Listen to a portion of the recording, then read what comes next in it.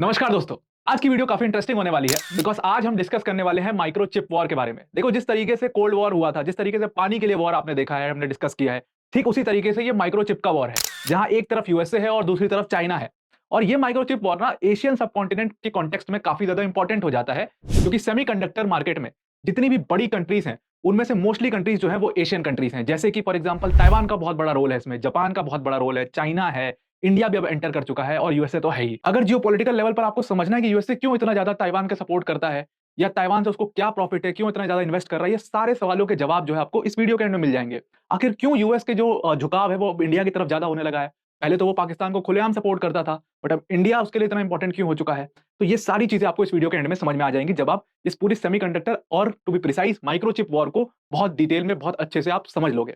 तो चलिए video start करते हैं, बट स्टार्ट करने से पहले एक बड़ी अनाउंसमेंट है दिया है सब टीम की तरफ से, दैट हमने वो अपना व्हाट्सएप चैनल लॉन्च किया है। और इस व्हाट्सएप चैनल की जो लिंक है वो हमने अपने वीडियो के डिस्क्रिप्शन में दे दी है। तो जब आप इस लिंक पर क्लिक करोगे तो आपको कुछ ऐसा इंटरफेस दिखाई देगा, और यहाँ पर जो ऊपर फॉलो का बटन है इस पर क्लिक कर लीजिएगा, तो आप ये चैनल ज्वाइन कर लोगे। और उसके साथ साथ आप ये बेल का आइकॉन जरूर दबा दीजिएगा, तो आपको जितने रेगुलर अपडेट्स होंगे इस चैनल पर वो मिल जाया करेंगे। ये चैनल आपके एग्जाम पॉइंट ऑफ व्यू से या आपकी प्रिपरेशन पॉइंट ऑफ व्यू से बहुत ज्यादा इंपॉर्टेंट होने वाला है, क्योंकि यहाँ पर जो भी हमारी फ्री पीडीएफ्स होती हैं, जो एनसीईआरटी के टाइम टेबल होंगे, या जो हमारे माइक्रो डायग्राम्स की पीडीएफ होंगी, वो सब चीजें हम यहाँ पर पोस्ट किया करेंगे। और उसके साथ साथ जो हमारी इंफॉर्मेटिव वीडियोस की जो लिंक्स होंगे वो तुरंत आपको यहाँ पर इस चैनल पर एक जगह पर मिल जाएंगी। तो आप ये चैनल जरूर से जरूर ज्वाइन कर लीजिएगा। चलिए विदाउट एनी डिले अपना डिस्कशन शुरू करते हैं। देखो, अभी स्क्रीन पर जो आपको पर्सन दिख रहे हैं, इनका नाम है जेंग चेंग यू। और ये जेंग चेंग यू जो है वो एक एएसएमएल नाम की कंपनी में काम किया करते थे, और इन्होंने अपनी कंपनी छोड़ी। और अपनी कंपनी छोड़ने के बाद बेसिकली ये एएसएमएल जो कंपनी थी वो क्या बनाती थी, सेमीकंडक्टर से, और कह लो माइक्रोचिप्स बनाया करती थी। अब ये माइक्रोचिप्स बनाने वाली ये जो कंपनी थी, इसमें पहले काम करते थे उसके एक्स एम्प्लॉय, तो उन्होंने ये कंपनी छोड़ी और उसके बाद क्या किया कि दो कंपनीज यानी कि यूएसए और चाइना, दोनों कंट्रीज के अंदर में इन्होंने एक एक कंपनी खोल दी माइक्रोचिप्स वाली। और यहीं से पूरा कोल्ड वॉर जो है चाइना और यूएसए के बीच में शुरू हो जाता है। अब ये कोल्ड वॉर मैंने शॉर्ट में आपको बता दिया, बट अगर आपको डिटेल में इसको समझना है माइक्रोचिप के इस कोल्ड वॉर को, तो थोड़ा सा हमें हिस्ट्री में पीछे जाना पड़ेगा। हिस्ट्री में थोड़ा सा नहीं, काफी पीछे जाना पड़ेगा। ऑलमोस्ट समझ लो आप 1950s में। 1950s में पहली बार आप समझ लो माइक्रोचिप्स की डिस्कवरी हुई, और कह लो मैन्युफैक्चरिंग हुई। और ये माइक्रोचिप है, ये बेसिकली बना है सिलिकॉन से। और इसके में जो आपको ये व्हाइट वाला हिस्सा दिख रहा है, ये बेसिकली इसके ट्रांजिस्टर्स है। तो यहाँ पर 4 ट्रांजिस्टर्स लगे हुए हैं। अच्छा, ये माइक्रोचिप इंपॉर्टेंट क्यों है पहले ये बता देता हूं मैं आपको। देखो, जितनी भी आप समझ लो इलेक्ट्रॉनिक डिवाइस आप यूज करते हो, जैसे mobile phones, laptops, anything you use, सब में ये माइक्रोचिप्स लगी हुई हैं। बेसिकली ये क्या करती हैं, करंट के फ्लो को संभालती हैं। और इस करंट के फ्लो को संभालना, ये तो मैंने कह दिया बड़ी आसान भाषा में, बट इसको संभालना सबसे मुश्किल है। अगर फ्लो ज्यादा हो गया तो बर्स्ट कर सकते हैं डिवाइसेस। तो ये बहुत बड़ी समस्या थी इलेक्ट्रॉनिक डिवाइस की कंपनीज के लिए, और माइक्रोचिप ने वो समस्या सॉल्व कर दी। पहले बड़ी-बड़ी ट्यूब्स लगाई जाती थी उस करंट के फ्लो को संभालने के लिए। और इसीलिए जब आप देखोगे पहले के कंप्यूटर्स तो बहुत बड़े हुआ करते थे। अब कंप्यूटर्स कैसे धीरे-धीरे छोटे होते जा रहे हैं। तो वो उसकी देन है ये माइक्रोचिप्स। और ये माइक्रोचिप्स में आप समझ लो ये जो व्हाइट वाला पार्ट मैंने आपको दिखाया, जितने ज्यादा ट्रांजिस्टर्स होंगे एक माइक्रोचिप पे, उतनी स्ट्रांग ये माइक्रोचिप होगी। और ऐसा सिर्फ मैं कह नहीं रहा हूं, ऐसा प्रूवन है। और इसको कहते हैं मूर्स लॉ। ये ग्राफ पे बेसिकली डॉट्स हैं, ये दिखा रहे हैं ट्रांजिस्टर्स की वैल्यू, मतलब कि एक माइक्रोचिप पर कितने सारे ट्रांजिस्टर्स हो सकते हैं और कितनी ज्यादा वो स्ट्रांग होगी वो माइक्रोचिप। जितने ज्यादा ट्रांजिस्टर, सिंपल सी इक्वेशन है, जितने ज्यादा ट्रांजिस्टर्स होंगे उतना ज्यादा स्ट्रांग वो माइक्रोचिप होगी। तो अगर आज के डेट में अगर आप एक एडवांस्ड माइक्रोचिप देखते हो, तो उसके अंदर ऑलमोस्ट समझ लो 5000 से 10000 ट्रांजिस्टर्स लगे होते हैं। और अगर आप बहुत हाई एंड माइक्रोचिप्स की बात करो, जो कि डिफेंस सिस्टम्स में यूज होती हैं या मिसाइल सिस्टम्स में यूज होती हैं, वो सारी माइक्रोचिप्स में ऑलमोस्ट समझ लो 50 बिलियन 100 बिलियन के अराउंड ट्रांजिस्टर्स होते हैं। तो आप समझ सकते हो कि कितने स्ट्रांग वो माइक्रोचिप्स होती हैं। और ये यूज मोस्टली कहाँ आती है, सबसे पहले इसको यूज जो है ये यूएस में किया गया था। 1950s में यूएस में ये इन्वेंट हुआ था। और इस पूरे माइक्रोचिप की जो जर्नी है उसके 3 स्टेजेस होते हैं। अगर इसको बनाने की आप देखो, तो पहला स्टेज होता है इसका डिजाइन, दूसरा होता है इसकी मैन्युफैक्चरिंग, और तीसरा होता है असेंबली। तो पहले 1950s में जब ये आया था सामने, तो ये सब कुछ जो तीनों स्टेजेस हैं वो यूनाइटेड स्टेट्स के अंदर होते थे। और जो ये बड़ी-बड़ी टेक्नोलॉजी की कंपनीज थी जो इसको बनाया करती थी, वो सब यूएस बेस्ड कंपनीज थी। और उनका सबसे बड़ा ग्राहक कौन था, वो बेचती किसको थी, वो यूएस गवर्नमेंट को बेचती थी, क्योंकि इसका काम और किसको पड़ेगा। अब यूएस गवर्नमेंट इसको नासा वगैरह में यूज करते थे, या अपने डिफेंस सिस्टम के लिए यूज करते थे। कहा जाता है कि जो कोल्ड वॉर के टाइम में उन्होंने रशिया के सबमरीन को डिटेक्ट किया, तो उसमें भी माइक्रोचिप का बहुत बड़ा हाथ था, जो रेडार सिस्टम था उसके अंदर में लगी हुई थी वो चीज। तो ये सारी चीजों के लिए यूएस गवर्नमेंट इसको यूज करती थी। बट इन कंपनीज को विद टाइम समझ आया कि ये माइक्रोचिप सिर्फ और सिर्फ हम हाई एंड चीजों में क्यों यूज करें, हम तो इसको छोटी चीजों में भी यूज कर सकते हैं, मोबाइल फोन्स में यूज कर सकते हैं, कॉर्पोरेट के कंप्यूटर्स में यूज कर सकते हैं। तो उनको ये बात समझ में आई, लेकिन ये कॉस्टली बहुत थी, क्योंकि यूएस में आपको पता है कि लेबर कॉस्ट बहुत ज्यादा है। तो इनको बनाने के लिए इस पे काफी कॉस्ट खर्चा हो जाता था इनका, इन कंपनीज का। तो इतना महंगा माइक्रोचिप ही होगा तो फोन से भी ज्यादा कॉस्ट हो जाएगा उसका, तो उसको खरीदेगा कौन, कोई नहीं खरीदेगा। सिंपल। तो इनको एक बात समझ में आई कि अगर हमें इस माइक्रोचिप को सस्ती करनी है, तो ये जो हमारे दो प्रोसेसेस हैं, डिजाइन यूएस में ही रहने दो, लेकिन मैन्युफैक्चरिंग और असेंबली हमें दूसरी कंट्रीज में करवा लेनी चाहिए, जहां पर लेबर कॉस्ट सस्ता हो और स्किल्ड लेबर इजीली मिल जाए। तो अब जैसे ही स्किल्ड लेबर की बात आती है टेक्नोलॉजी के मामले में, और लेबर कॉस्ट सस्ते के मामले में तो कौन सी कंट्रीज याद आएंगे? सिंपल सी बात है, आपको एशियन कंट्रीज याद आएंगी, क्योंकि टेक्नोलॉजिकली एशियन कंट्रीज बहुत ज्यादा साउंड है as compared to western countries. तो वहां पर इन्होंने क्या किया, इन कंपनीज ने अपने ऑपरेशंस को, मैन्युफैक्चरिंग और असेंबली ऑपरेशंस को south Korea, Taiwan, Japan, Hong Kong जैसी कंपनीज में स्टार्ट किया। अच्छा, एक बात आप यहाँ पे ध्यान देना, हांगकांग में सिर्फ असेंबली स्टार्ट की इन्होंने, इन्होंने मैन्युफैक्चरिंग और असेंबली दोनों नहीं यहाँ पर शुरू करी। लेकिन इन सब कंपनीज में, यानी कि जापान, साउथ कोरिया, ताइवान में, जो बाहर की कंपनीज थी, इन्होंने अपना मैन्युफैक्चरिंग और असेंबली स्टार्ट की। और इसके बाद इनका जो माइक्रोचिप का कॉस्ट था वो काफी कम हो गया, जिसकी वजह से ये माइक्रोचिप्स हर चीज में, आज डिजिटल डिवाइसेस में यूज होने लग गई। अब उस टाइम पर कोल्ड वॉर चल रहा था और ये सारी कंपनीज यूएस बेस्ड थी, तो इन्होंने दो कंट्रीज को बैन कर दिया कि इन दो कंट्रीज में नहीं करना है, अदरवाइज तो और सस्ता पड़ता है। अगर ये चाइना में कर रहे होते ये मैन्युफैक्चरिंग और असेंबली, तो चाइना में तो और सस्ता पड़ रहा होता। लेकिन इनको एक चीज पता थी कि अगर ये टेक्नोलॉजी चाइना चली गई तो चाइना खुद से अपनी सेमीकंडक्टर इंडस्ट्री में और उसकी मैन्युफैक्चरिंग के लिए टेक्नोलॉजी डेवलप कर लेगा और सेमीकंडक्टर मार्केट में बहुत बड़ा प्लेयर बन जाएगा। और यूएस कोल्ड वॉर में ये सब चाहता नहीं था, तो उसने चाइना और रशिया को बैन कर दिया कि इनके पास ये टेक्नोलॉजी नहीं जानी चाहिए। और बाकी कंट्रीज देखो, जो भी सब चाइना की दुश्मन कंट्रीज हैं, साउथ कोरिया हो गया, जापान हो गया, ताइवान हो गया, सब चाइना की दुश्मन कंट्रीज है जहां पर ये अपनी मैन्युफैक्चरिंग और असेंबली कर रहे हैं।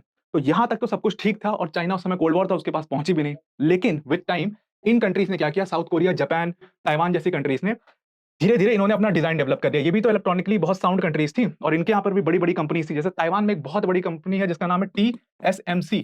ये कंपनी जो है, इसके बारे में कभी आप जाकर के सर्च करना, ये सब बहुत बड़ा मार्केट शेयर रखती है सेमीकंडक्टर के मैन्युफैक्चरिंग में।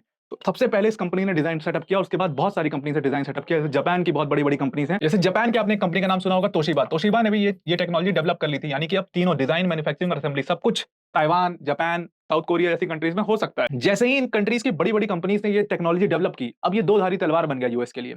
अब यूएस को ये लगा कि यार इनको आप सैंक्शन भी नहीं लगा सकते, बैन भी नहीं कर सकते, क्योंकि इनके पास फुल एंड ऑपरेशंस का पूरी डिटेल्स आ चुकी हैं। सिर्फ कमी किस चीज की है वो मैं आगे बताऊंगा। तो सिर्फ कमी एक दो चीजों की है, अदरवाइज ये पूरा बना लेंगे। तो इनसे रिलेशन हमेशा अच्छे रखो, लेकिन वो जो एक दो चीजें इनको चाहिए, वो चीज इनके पास मत पहुंचने दो। और वो दो तीन चीज क्या चाहिए, एक तो चाहिए मटेरियल्स, दूसरा चाहिए सॉफ्टवेयर, तीसरा चाहिए इक्विपमेंट। अब ये मटेरियल में क्या चाहिए, बेसिकली सिलिकॉन से बनता है। और सिलिकॉन कहाँ माइन होता है, यूएसए में। सिलिकॉन बनता है किस चीज से, सिलिकॉन बनता है सैंड से। लेकिन ये सैंड होना चाहिए बहुत ही फाइन क्वालिटी का सैंड, और सैंड ऑक्सीजन के बाद सबसे ज्यादा अबंडेंस में प्रेजेंट है पूरे अर्थ पे। तो हर कंट्री बना ले फिर सिलिकॉन। लेकिन ये जो सैंड बनता है, जिस सैंड से सिलिकॉन बनता है, वो सैंड बहुत ही फाइन क्वालिटी का होता है। और वही सैंड हमारे अक्साई चीन में प्रेजेंट है, जिसको चाइना ने हड़प लिया, जिस पर चाइना ने कब्जा कर लिया। कब्जा क्यों किया उसका रीजन अब समझ में आया आपको। तो वो सैंड जो है वो काफी अच्छी क्वालिटी का है, और इसलिए चाइना उससे अपनी सेमीकंडक्टर इंडस्ट्री को बूस्ट कर रहा है। तो वही सैंड जो है उससे सिलिकॉन बनता है, और वो सबके पास नहीं है, वो यूएसए के पास है। दूसरी चीज चाहिए सॉफ्टवेयर, और सॉफ्टवेयर जो है वो 3 यूएसए की सबसे बड़ी कंपनीज बनाती हैं, और वो और किसी के पास नहीं है। अब जो तीसरी सबसे इंपॉर्टेंट चीज चाहिए, वो चीज चाहिए आपको इक्विपमेंट। और वो इक्विपमेंट जो है वो ASML नाम की जो कंपनी है वो बनाती थी, जो कि नीदरलैंड की बेस्ड कंपनी है।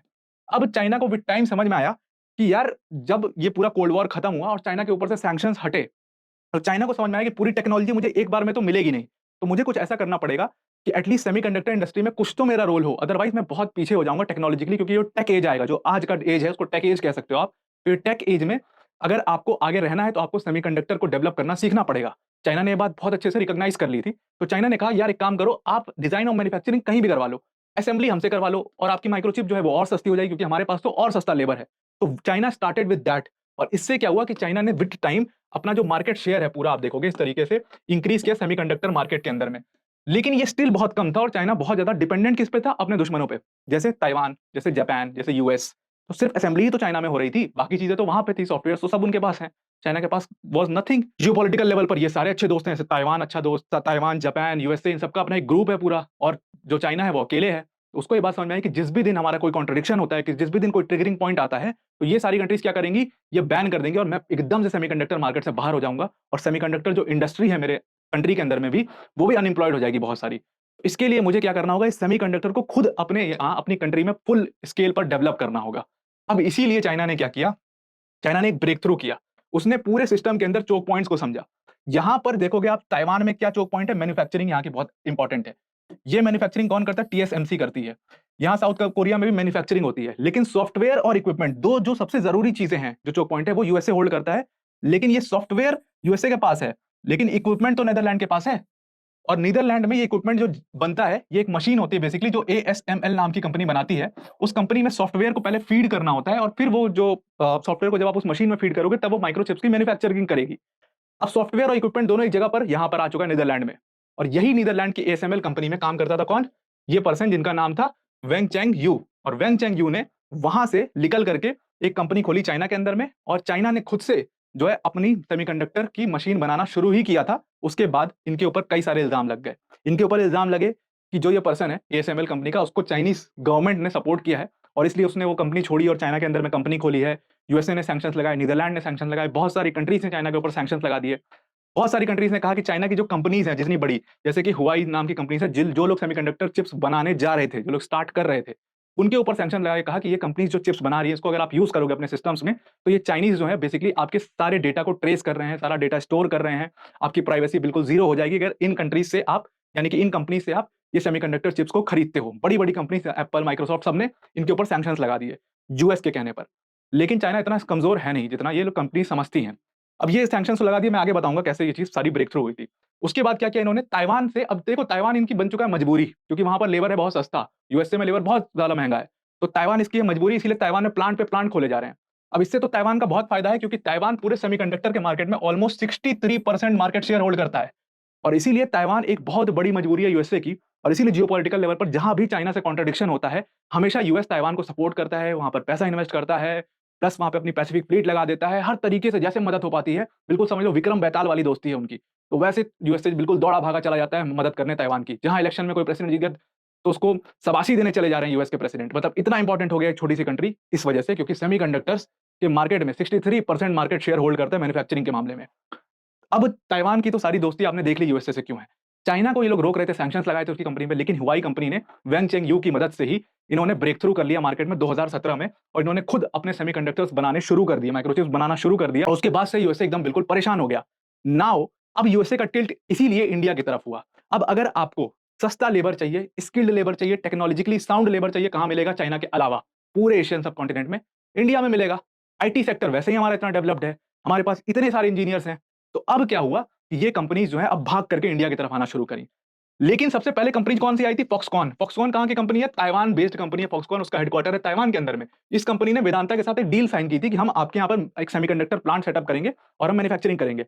लेकिन इस कंट्री के मोस्टली एसेट्स कहां पर है? चाइना में है। अब चाइना ने जैसे सेमीकंडक्टर मार्केट के अंदर ब्रेक थ्रू किया, चाइना ने तुरंत फॉक्सकॉन को कहा कि तुम्हारे इतने सारे एसेट है, सब के सब सीज कर देंगे, तुरंत भागो इंडिया से। तो फॉक्सकॉन ने डील कैंसिल कर दी। ये बहुत बड़ी टेंशन की बात हुई थी इंडिया के लिए। लेकिन तुरंत फॉक्सकॉन के बाद जैसे ये डील कैंसिल हुई, यूएस की जितनी बड़ी बड़ी कंपनी थी सब भाग के आई इंडिया की तरफ। और उसमें सबसे बड़ी कंपनी कौन आई सेमीकंडक्टर मार्केट की? क्वालकॉम। क्वालकॉम भी बहुत बड़ा मार्केट शेयर होल्ड करती है सेमीकंडक्टर के पूरे मार्केट के अंदर में। क्वालकॉम आई, क्वालकॉम ने इंडिया के साथ डील साइन करी। क्वालकॉम एक बहुत बड़ा प्लांट सेटअप कर रहा है, जहां पर इंडिया भी अब सेमीकंडक्टर मार्केट के अंदर धीरे धीरे एंट्री ले रहा है। तो इस तरीके से आने वाले कुछ सालों में, क्योंकि हमारे यहाँ लेबर काफी सस्ती है एज कम्पेयर टू चाइना, भी सस्ती लेबर है, प्लस उसके साथ साथ हमारे इंजीनियर्स भी ज्यादा टेक्नोलॉजिकली साउंड है, तो we will surely surely break into the semiconductor market very soon. और इसीलिए ये पूरी वीडियो सेमीकंडक्टर वॉर के ऊपर, यानी कि माइक्रोचिप वॉर के ऊपर बेस्ड थी। तो आई होप आपको सारे डॉट्स कनेक्ट हो गए होंगे। आई होप आपको पूरा माइक्रोचिप वॉर समझ में आ गया होगा। I hope this video help. आज के लिए इतना ही। Thank you and have a nice day.